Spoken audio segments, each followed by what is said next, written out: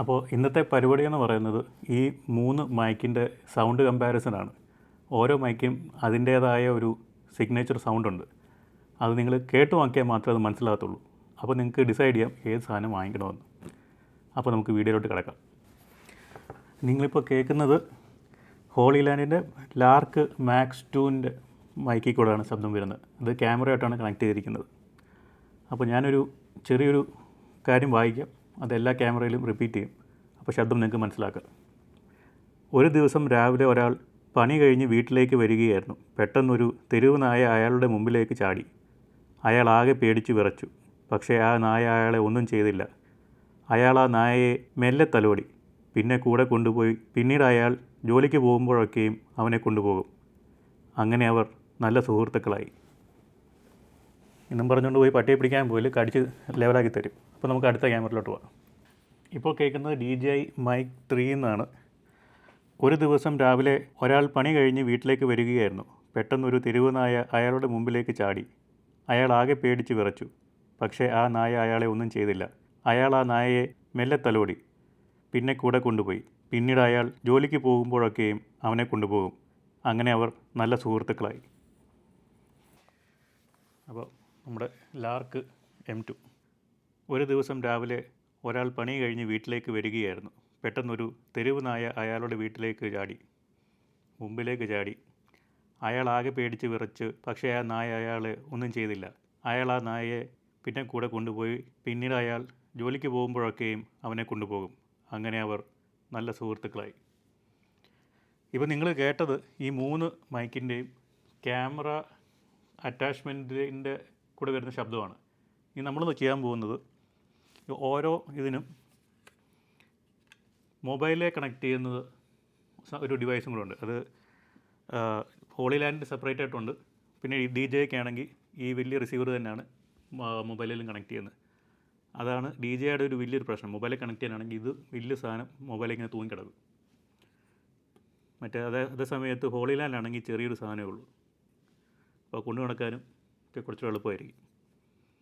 അപ്പോൾ അതും ക്ലാരിറ്റിയും സൗണ്ടും കുറച്ച് ഡിഫറെൻ്റ് ആയിരിക്കും. ഇപ്പം നിങ്ങൾ കേട്ടതിൽ ശബ്ദം ചിലപ്പോൾ കൂടുതലും കുറവും കാണുമായിരിക്കും. അത് അതിൻ്റെ ഗെയിൻ അഡ്ജസ്റ്റ് ചെയ്യുന്നുണ്ട് ഇടയ്ക്ക്. എല്ലാം സെയിം ആയിരിക്കില്ല. എൻ്റെ വോയിസുമായിട്ട് മാക്സിമം സെയിമായി പോകാൻ വേണ്ടി ഞാൻ കുറച്ച് അഡ്ജസ്റ്റ് ചെയ്തിട്ടുണ്ട്. ഓക്കെ, ഇപ്പോൾ നിങ്ങൾ കേൾക്കുന്നത് ലാർക്ക് മാക്സ് 2 ശബ്ദമാണ്. അതിൻ്റെ ക്യാമറ മോഡ്യൂൾ ഫോണെ കണക്ട് ചെയ്ത് ആണ് നമ്മളിപ്പോൾ കേൾക്കുന്നത്. അപ്പോൾ ഞാനൊരു ന്യൂസ് വായിക്കാം.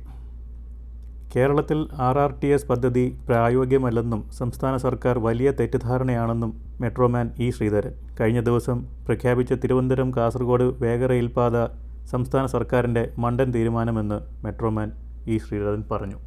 ഓക്കെ, നിങ്ങളിപ്പോൾ കേൾക്കുന്ന DJI Mic 3യുടെ ഇതാണ്.